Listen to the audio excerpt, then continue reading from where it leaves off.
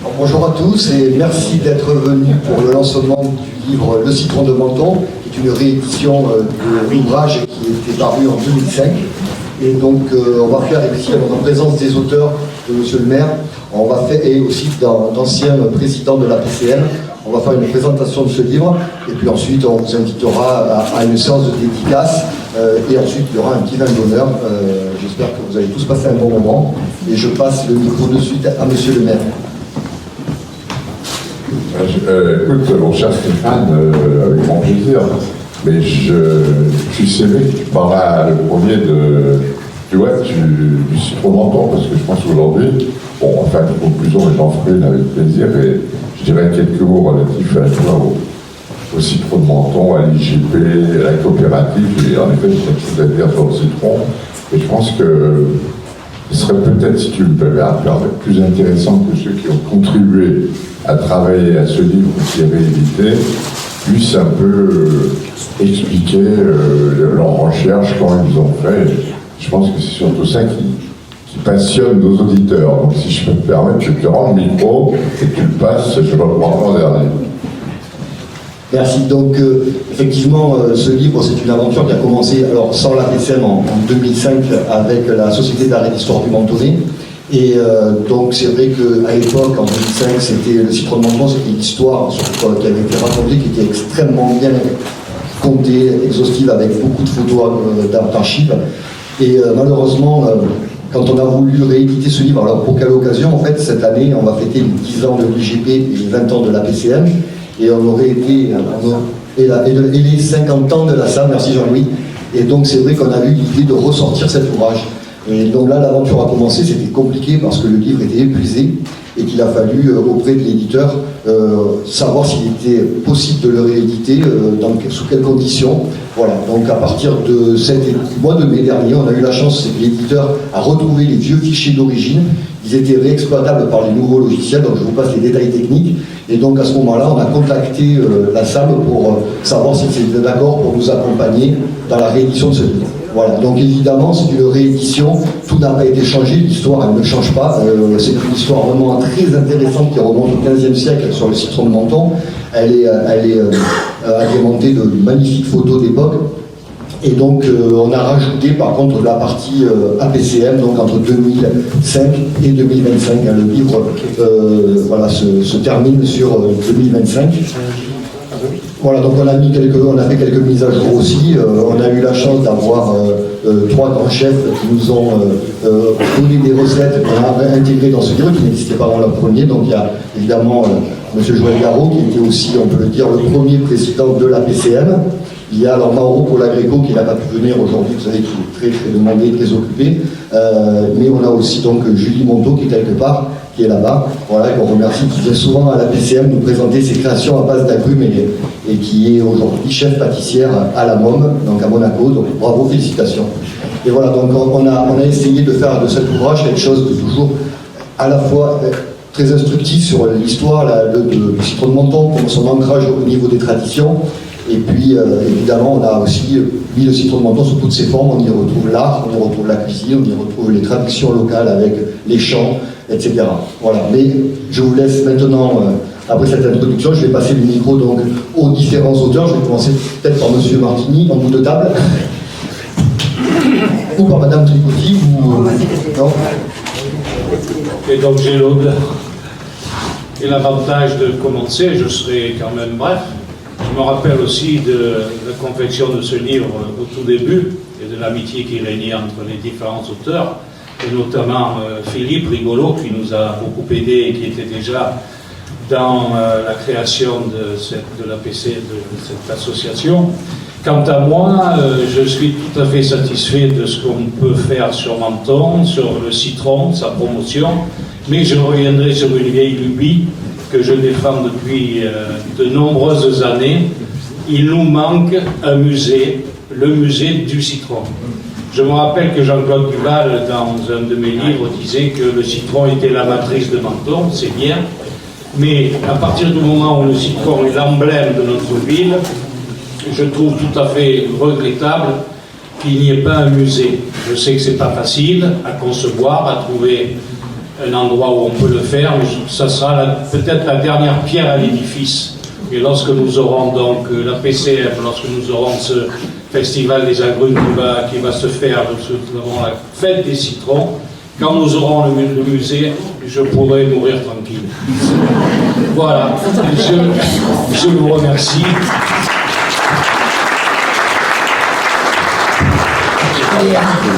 Reste encore un peu avec nous parce que tu vas manquer. Hein. Tu tiens ta place. Bon, moi je n'ai pas grand-chose à dire, à rajouter sur ce qu'a dit Charles. Et c'est certain que ce livre nous a regroupés et on était contents d'être ensemble et de travailler pour le citron, pour ce livre. Et 10 ans après, on s'est retrouvés quand on fait le tirage et c'était les mêmes copains qui se retrouvaient. Bon, on ne s'est pas manqué tellement, on se fréquente souvent en ville quand on est petit. Hein, mais c'est vrai que c'est vraiment l'amitié qui a fait cet ouvrage. Chacun a apporté sa petite pierre et on a été vraiment contents de voir que la première édition a été épuisée très rapidement. Hein, ça a été... Donc il y a une attente déjà pour les mentonniers, parce que tout ce qui est le citron à menton, c'est extraordinaire. Hein. Et puis même pour les touristes qui attendaient vraiment une réédition de cet ouvrage, qui était épuisé et qui manquait dans le paysage mentonné. Merci. Alors moi je voulais juste vous évoquer un petit point que vous retrouverez dans l'ouvrage. C'est cette fameuse réglementation de l'estrapade. Il faudrait peut-être qu'on prenne quelques exemples. Et peut-être que cet édit de 1717, qui avait été promulgué par le prince Antoine Ier, avait prévu des châtiments corporels pour les voleurs. Et les récidivistes pouvaient même être envoyés aux galères. Face aux nombreuses plaintes, la répression devient impitoyable, disait l'auteur, et le chevalier de Grimaldi avait instauré le supplice de l'estrapade pour les coupables qui avaient été pris sur le fait pour le vol d'agrumes. Et on ne rigolait pas à l'époque. Hein. Alors, comment dirais-je, cette estrapade, ça consistait à hisser le condamné, pieds et poings liés par une corde qui était fixée au sommet d'une potence, puis on le laissait tomber jusque sur le sol plusieurs fois pour que ses os se brisent tout doucement et qu'il profite justement de ce supplice. Voilà. Alors, il y avait un bourreau qui venait spécialement de Nice, parce qu'en même temps, on n'a trouvé personne pour exécuter cette sentence, qui était quand même un peu pas très facile. Hein. Et, comment dirais-je, je crois qu'il n'y avait pas tellement eu de personnes qui avaient été soumises à cette réglementation, parce que l'effet était déjà assez dissuasif. Voilà. Alors, pour conclure, moi je voudrais faire un vœu, et je voudrais faire mentir un certain Papini. Alors, qu'est-ce qu'il a de particulier, ce Papini? C'est qu'il avait écrit un jour: la moitié des livres qui s'impriment ne sont pas vendus. C'est pas le cas de la première édition. Hein. La moitié de ceux qui se vendent, ils ne sont pas lus.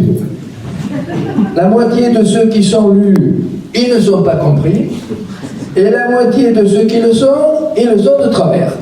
Voilà, merci.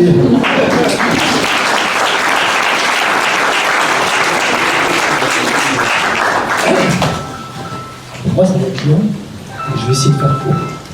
En 2000, à Menton, il y a eu de très gros orages qui ont causé de très gros dégâts. On a passé 3 jours pour ouvrir des routes, pour déblayer le Caraïou Borrigo, etc. Enfin, certains doivent s'en souvenir. Et de là, le préfet a bloqué 50% du territoire inconstructible. Le maire m'a demandé de venir, il m'a dit voilà, il faut trouver une solution. On va relancer la boniculture à Menton. Donc vous allez me recenser tous les terrains, et à partir de là, on va trouver des débouchés pour faire évoluer cette situation, dans la mesure où il va falloir qu'on occupe ces zones qui vont être abandonnées, avec peur du feu, bien évidemment. Et du coup, on a travaillé là-dessus, pendant plusieurs années, moins de 3 ans. En 2004, il y a eu donc le dépôt officiel à la préfecture de l'association pour la promotion du citron. De là, il a fallu trouver une personnalité emblématique, quelqu'un de bien, pas forcément quelqu'un qui produit des citrons. Et donc, j'ai pensé, il y a un chef, je me suis dit, un très bon chef de cuisine. À l'époque, je travaillais avec Pierre Gagnère à Paris. J'envoyais des petits coulis de citron de Menton. Pierre était un fanat. Après, j'ai travaillé avec Anne-Marie Pic, Philippe Rigolo, qui est pâtissier chez Anne-Marie Pic, qui a le même prénom et le même nom que moi. Mais Philippe, donc, voulait aussi du citron Menton. Et de là, m'est venue l'idée d'aller à Monaco rencontrer un très grand chef, très gentil.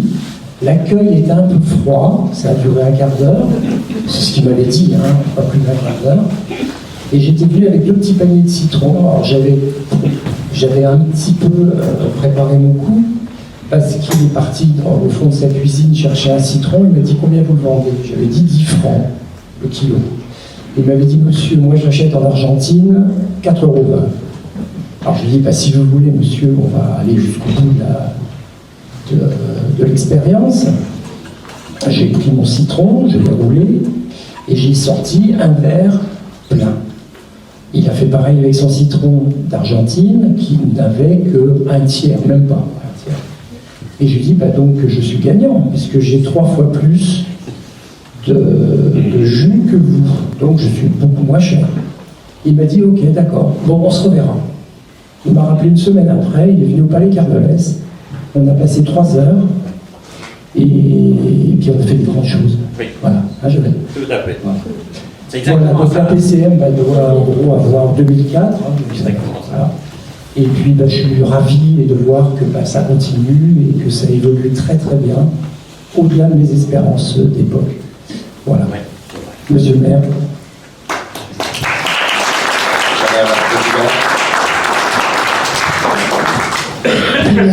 Voilà, nous sommes réunis pour célébrer encore le citron Menton. Je remercie Monsieur le maire, je remercie le département, les auteurs également. Merci d'avoir cru en ce livre. Nous sommes tous amoureux de Menton et de son histoire. Donc merci beaucoup.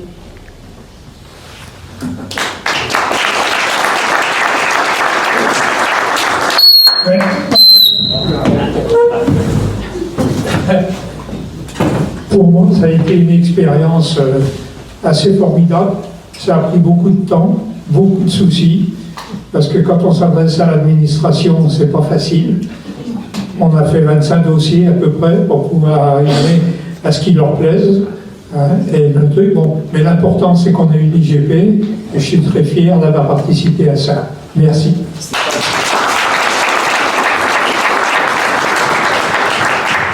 Toi, tu veux dire un mot? Je pense que... je ne pas de micro quand même. Alors, d'abord, moi je suis très très fier d'être avec vous aujourd'hui. Comme a dit Philippe, il est venu, c'est vrai que j'avais énormément de travail parce que voilà, il y a un de mes collègues qui sait qui est arrivé, il sait ce que c'est. Mais vous savez, quand vous êtes président de la PCM qui commençait, on se posait beaucoup de questions, parce que comme il a dit, aujourd'hui le travail a été fait et vous l'avez bien continué et on est, je dois dire, moi j'attache vraiment une réelle satisfaction du travail que vous avez accompli, de ce qui est fait. Lorsqu'on a débuté nos premières réunions, ça a été assez virulent. Parce que moi j'ai appris à connaître tous les producteurs, les cultivateurs, les nains qui n'étaient pas d'accord déjà entre eux. Alors ça a été compliqué. Et moi, fils de paysan, évidemment, j'ai dit à maman, écoutez, on ne peut pas continuer comme ça. J'avais mon travail et puis à chaque fois je partais de Monaco pour venir à Menton, pour assister à la réunion et puis avancer. Et on avait Monsieur Cédric Hérisson qui était vraiment aussi il savait mettre en page tout ce qu'il fallait. Donc cette aventure, elle est bien. Le citron de Menton, je suis bien revenu entre l'Argentin et le Mentonnais, il y a même une photo. Hein. La seule chose, c'est qu'il nous manque un peu d'arbres, mais après, à part ça, j'ai confiance en vous et dans toute l'assistance pour pouvoir continuer comme ça. Et bien, la participation, j'ai quand même une petite anecdote à dire, c'est-à-dire quand j'ai vu monsieur qui parlait des Grimaldi, moi lorsque le prince Régnier III a connaissance que j'étais président de la PCM, il m'a fait appeler au palais princier, il m'a dit, voilà chef, je sais que vous êtes dynamique, hein, puisque vous allez à Menton, prenez contact avec le CRT Léo Mazon, parce que je voudrais que vous les fassiez travailler pour l'emballage du citron de Menton. Et vous savez, quand vous avez le prince Régnier III dans le bureau qui est en face, si je vous dis ça, monseigneur, pas de souci, ça va être fait de suite. Donc avec toujours mon célébrissime compère Philippe, nous sommes allés au CRT Léo Mazon et là c'est parti et j'avoue qu'aujourd'hui avec les aides ça se passe bien et toutes les équipes que j'ai pu rencontrer, ça fait chaud au cœur. Vous savez, quand vous démarrez, en plus je suis investi dans beaucoup d'associations, mais celle-là me tenait à cœur, donc merci à tous et puis sachez que j'ai été très content d'être à vos côtés et pourvu qu'il y a encore il manque le musée, si j'ai bien compris, donc vous n'êtes pas pressés, on va y arriver, on va y arriver. En tout cas, merci à tous de m'avoir écouté, merci beaucoup.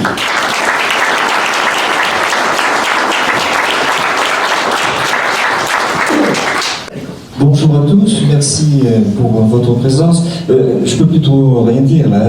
La présence de Joël Garraud, la présence du Mirazur, votre présence à vous, avec le soutien du citron de Menton. C'est vrai que c'était une grande aventure hein, de réécrire ce livre. Ce que lui disait Josiane tout à l'heure, ça nous a permis de nous revoir dans d'autres contextes, ce qui est quand même tout à fait exceptionnel. Tant que j'ai le micro, je voudrais remercier bien entendu la ville de Menton, je voudrais remercier le président de la CARF également, et toutes les personnes qui nous soutiennent, notamment les investisseurs traditionnels, hein, le département bien entendu, la région également, et puis tous nos sponsors. J'ai aperçu les sponsors là, tout à l'heure dans la salle. Merci pour votre soutien, et surtout bon achat. Tout à l'heure vous allez, juste avant le cocktail, pas pendant, mais juste avant le cocktail, vous pourrez acheter donc à un prix de souscription le livre sur le citron de Menton. Merci de m'avoir écouté.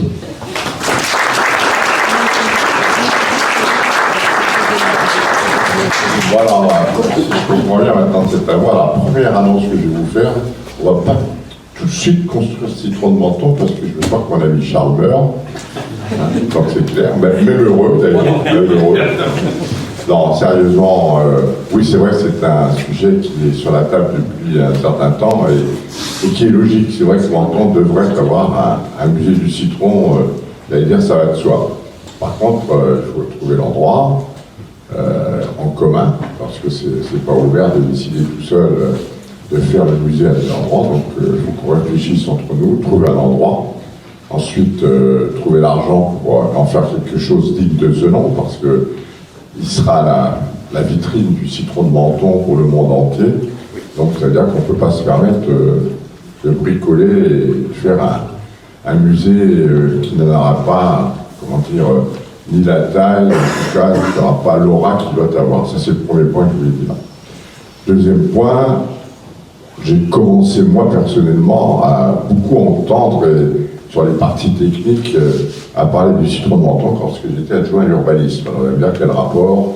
Le rapport, c'est qu'on a acheté des biens à 100 mètres pour pouvoir y planter des citronniers, parce qu'il y avait, depuis déjà 2013, des gens qui souhaitaient investir dans le citron, donc c'est pas nouveau, et la notoriété ne va que grandissante.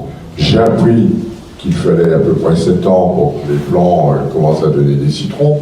Si je fais une erreur, vous me reprenez à peu près 7 ans. J'ai appris qu'il ne fallait pas les planter à moins de dizaines de centimètres les uns les autres, parce que les plants ils grandissaient, si c'était planté tout près, ça posait des problèmes. Enfin bref, j'ai appris beaucoup de choses. Et puis, surtout, je pense que mon prédécesseur, en effet, avec tous les services avec vous, s'est battu pour obtenir cette fameuse IGP.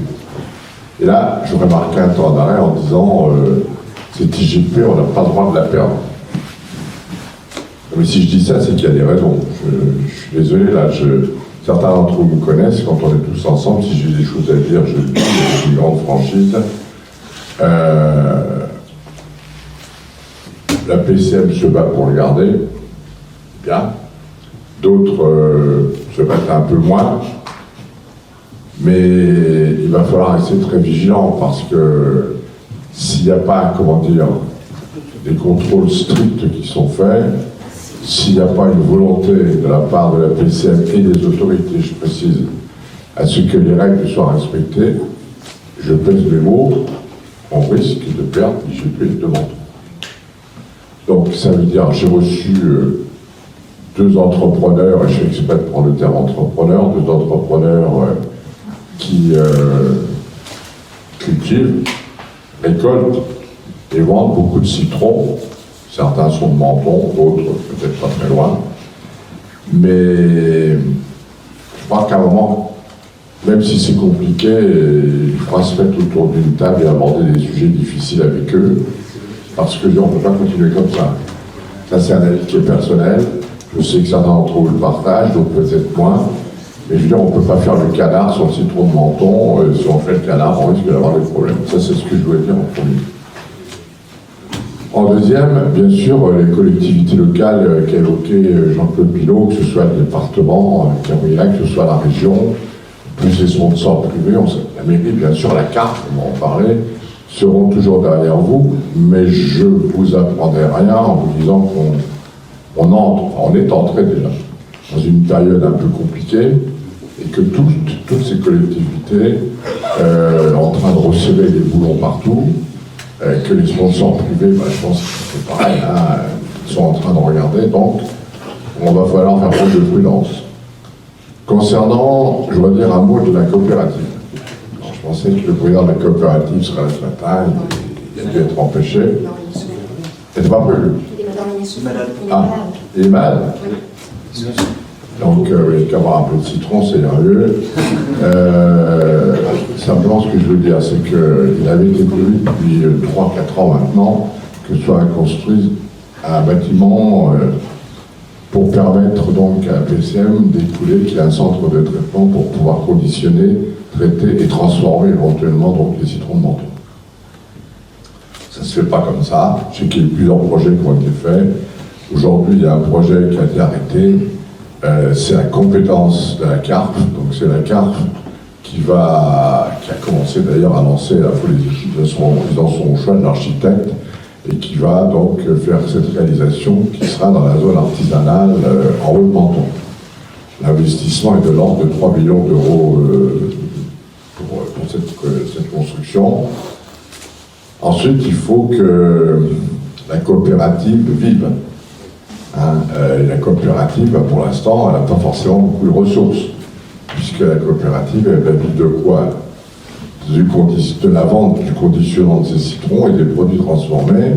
Donc pour l'instant, ça a été évoqué, c'était une très bonne idée de Son Altesse le Prince Régnier III. C'est en effet, le travail se fait avec les ZAT, et je crois qu'il se fait en plus dans des conditions particulièrement bonne dans la mesure où, consciente des difficultés de la coopérative, les ZAD qui devaient cesser d'un mois à l'autre son partenariat avec la coopérative pour des raisons, je dirais, administratives, techniques, comme ils ont cessé certaines participations avec la ville pour le nettoiement du Caraïbe, on ne rentre pas dans le détail.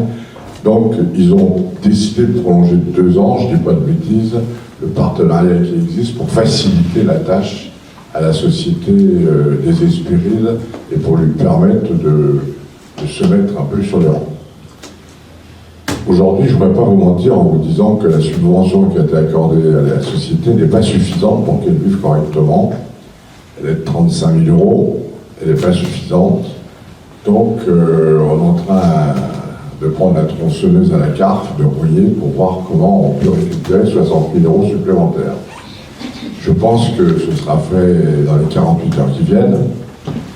Ça Simplement, on ne pourra pas les attribuer tant que le budget ne sera pas voté. C'est la loi, c'est comme ça. On ne peut pas distribuer une subvention si le budget n'est pas voté. Après, je pense qu'il y a des solutions qui vont pouvoir permettre de faire le lien. Donc, ce que je voulais vous dire, c'est que du côté de la CARF, quand je parle de la CARF, c'est pas le président, c'est les 48 conseillers communautaires, toutes tendances confondues qui sont présents. On a la volonté vraiment forte, ainsi que les maires qui ont des terrains qui sont labellisés IGP, parce qu'il n'y a pas que Menton, il y a d'autres villes qui sont. Excusez-moi, Je me disais, il y a un Mentonnet dans la salle. Donc, bref, donc les maires qui sont dans les communes concernées, c'est-à-dire Roquebrune, Saint-Agnès, Castillon, Gorbure et Castelars, si ma mémoire est bonne, je ne pense pas dire de bêtises. Bon, les maires sont aussi partants pour cette aide, sachant, et je le dis devant Gabriel, qui est conseillère municipale également de Menton, que ce n'est pas la compétence de la ville, malheureusement, de pouvoir attribuer une subvention à une site privée pour pouvoir l'aider à vivre.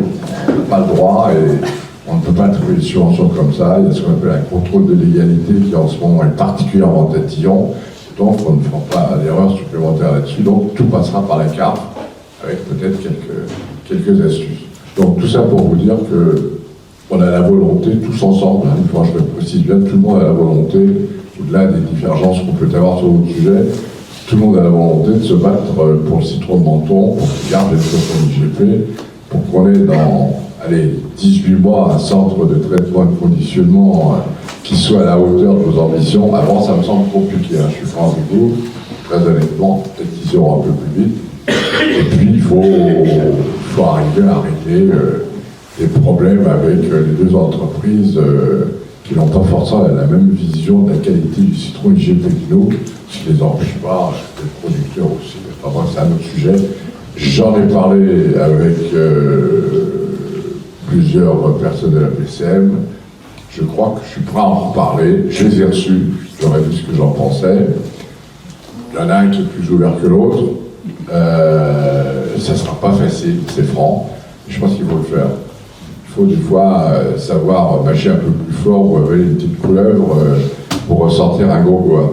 Voilà, donc écoutez, sachez qu'au niveau de la ville, vous avez le soutien le plus total pour la PCM, que vous avez le soutien de la CARF pour la PCM bien sûr, mais surtout pour la société, donc pour la site des Hespérides.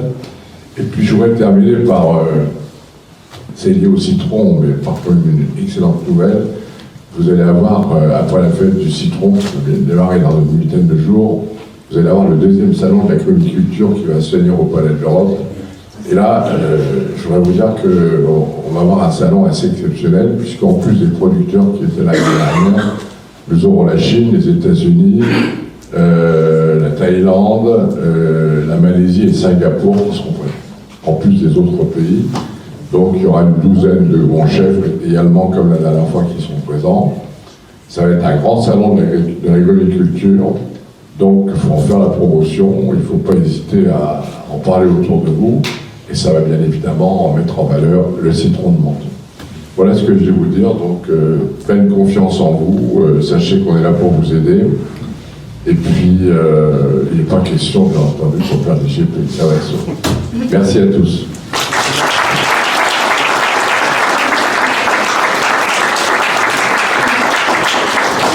J'ajouterai simplement que, signe de Dieu, nous avons eu la bénédiction de l'âme mentonnaise. Alors, merci à tous, merci Monsieur le maire pour cette présentation vraiment très pertinente sur l'IGP. L'IGP, c'est jamais un acquis, c'est quelque chose qui se travaille au quotidien. On le fait grâce à tous les adhérents de la PCM. Il faut savoir qu'à l'époque, Monsieur Garot, j'ai regardé les chiffres et on était à peu près à une vingtaine d'adhérents à la PCM. Aujourd'hui, il y en a plus de 160. Et sur ces 160, plus de la moitié sont ce qu'on appelle des opérateurs, donc des producteurs. Depuis la création de la PCM et en particulier depuis l'obtention de l'IGP, plus de 6000 arbres ont été replantés sur le territoire. Donc on a d'ailleurs... C'est un vrai symbole, parce que ça prouve que l'IGP, ça dynamise. Pour la petite anecdote, d'habitude, on obtient une IGP parce qu'on a des gros volumes, de la qualité et qu'on veut valoriser. Et l'Institut national de l'origine et de la qualité, en fait, a fait une démarche inverse, exprès pour le citron de Menton spécialement, en fait, parce qu'on n'avait plus de production. En tout cas, elle n'était pas estimée. Donc l'INAO a fait un pari en disant Menton a une histoire tellement forte avec son citron, une notoriété internationale qu'on ne peut pas nier que ce citron, il a une particularité. Donc on va faire le pari, c'est top de leur donner cette IGP. Bernard Franco, tu pourras me dire si je me trompe, mais c'était un pari de l'INAO de dire en donnant l'IGP, on va dynamiser la filière pour qu'elle renaisse. Donc c'est vrai que ça a été une vraie renaissance pour la filière. Donc aujourd'hui, on a autour de nous, d'ailleurs ici, on a Arnaud Hubert-Liouzi qui illustre bien cet exemple, puisqu'ils ont racheté un terrain en friche. Et aussi, bon, c'est vrai que je parle les plus récents que je connais, puisque j'ai connu le terrain à l'époque, était une véritable friche impénétrable. Et on voit ce que vous en avez fait, c'est extraordinaire, plus de 250 citronniers, 250, des choses comme ça, replantés, qui rentrent en production. Ils sont habilités depuis 2 ans, et la production ne cesse d'augmenter. Donc voilà, ça c'est un peu, ça illustre bien l'avenir de la filière. D'ailleurs, c'est pour ça qu'on a tenu aussi à ce que vous soyez un peu les symboles de cette renaissance, mais ça concerne évidemment tout le monde, parce que le petit particulier, je reçois au bureau, et ça c'est quelque chose qu'il faut dire, la plupart des gens qui viennent me voir au bureau pour entrer dans la démarche, quand ils sont motivés à devenir producteurs, c'est pas pour l'argent.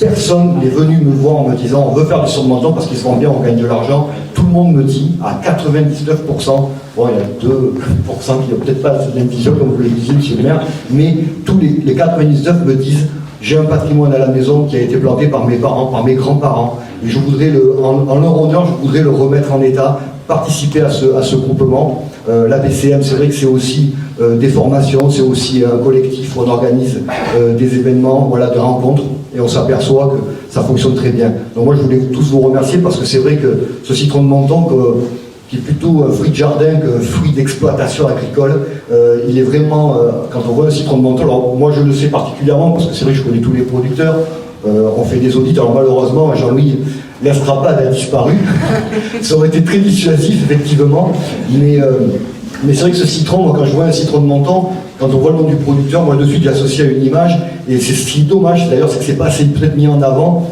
de rappeler que ce fruit vient d'un petit verger, d'un petit producteur qui fait ça avec une passion, et c'est ce qu'on essaye nous de diffuser à la BCM.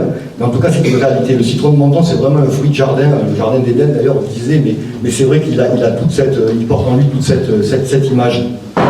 Donc voilà, je ne vais pas être plus long. En tout cas, on est là après pour discuter avec vous, il n'y a pas de souci. Je sais que moi, je connais beaucoup de têtes ici, et ça me fait plaisir de les voir d'ailleurs. En tout cas, voilà. Merci à tous encore. J'espère que ce livre vous enchantera. Moi, il m'a enchanté. D'ailleurs, c'est ma Bible. Hein. Je vous la reconnais que c'est ma Bible depuis déjà que je suis à la BCM, depuis déjà 6 ans. Donc voilà. Donc, merci à tous. Et je vous invite à la séance de